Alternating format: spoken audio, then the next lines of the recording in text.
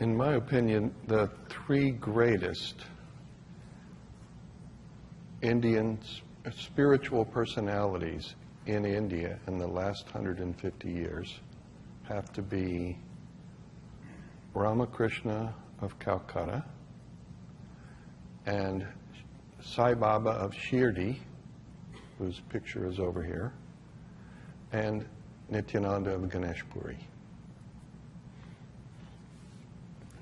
There are lots of other people who have certainly contributed to the awareness of Indian spirituality in the West.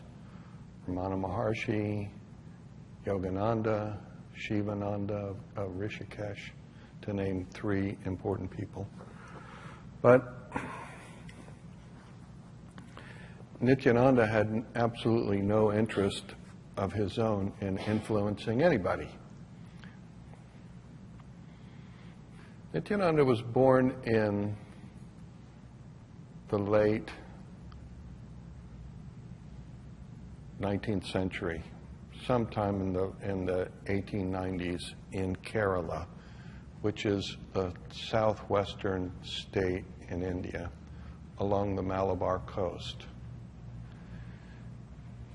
Nityananda was an abandoned baby who was taken in by the servant of a man who was the head of a very, very influential family in India,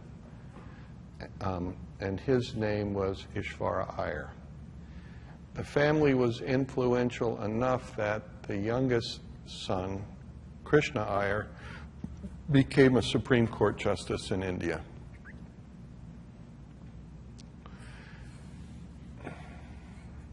In his early days, the story is told that Nityananda was very nutritionally deficient and developed rickets. And one day, while the mother, the woman who was caring for him, was fretting about his health, and particularly the deformation of his legs, a man came onto the property dressed in black, as is typical of a certain class of wandering tantrics in that region, and he looked at the baby Nityananda, and said, "You need to kill a crow and fry it in ghee, and then give him a small piece of that every single day till it's gone." And she did, and he became better. Through his early days at the Iyer household, because of his charming appearance and his charming nature, Nityananda endeared himself greatly to Ishvara Iyer, who, de facto adopted him, and saw to his education. And even though Nityananda refused to go to school formally, even though he was encouraged to, he still learned from a private tutor to read and write and mathematics.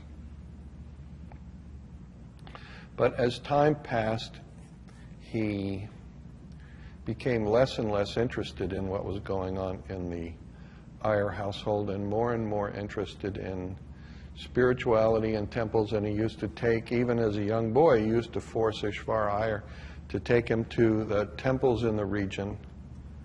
There are a few of which are very famous, powerful places. Shaktipeeth, as they're called. And also to meet various sadhus. By the time he was, 14 or so, Ishvara Iyer was telling Nityananda that he should get an education and stay there and take over the business, take control of the business of the household. And Nityananda at that point said no, he had no interest in that, and he left.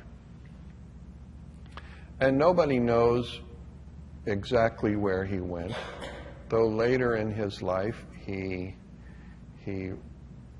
reported that he had been in the Himalayas, he had been in eastern India, in Assam and Burma, he had been all the way to Singapore, and even worked on a ship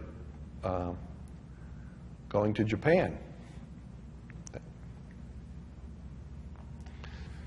When Ishvar Iyer was dying and in his last days, Nityananda returned to Kerala and to the Iyer household. And he stayed with Ishvar Iyer until he passed.